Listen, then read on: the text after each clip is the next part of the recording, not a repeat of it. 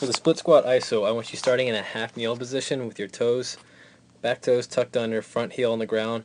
It's important that those points stay like that. You're going to have 3 points of contact on the front foot, and that is going to be the main area of where you load. So now you get in that half kneel position, and it should be a 90-degree bend at your knee, both knees, and at the hips. Then what you're going to do is you're going to lean your foot or your weight forward into that front leg. Your knee's going to come so that it is over your shoelaces or at where your toes begin. And then from there, you're going to hinge a little bit so you feel the back of the leg, back of that front leg getting loaded. And from there, you're going to start the exercise. So you start from the bottom, and then you're going to pop up. And you'll notice that it looks almost like I'm taking off sprinting. That's because the propulsion leg, the front leg, should be the one that's mainly loaded. This is just support. Ideally, if you were super strong and had great balance, you would almost be able to pull that back leg off the ground.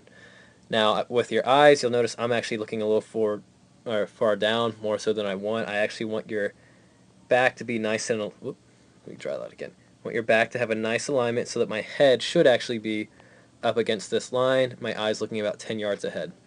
Okay. Now you'll notice with my hands that since I like to go in the sprinter's pose if I'm doing it weightless, you know, your opposite arm and leg are always working together, so they're going to mirror each other. If you were to have a weight, I want you to hold it at your chest like a goblet. Okay?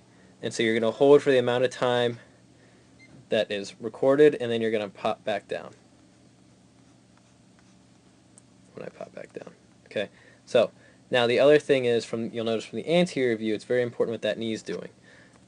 So over here.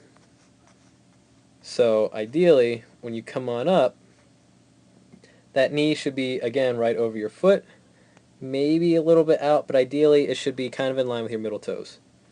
I don't want it too far out, because I want those 3 points of contact always on your foot, and I don't want it too far in, because that's going to throw a lot of shear forces on your knee. Should be right over.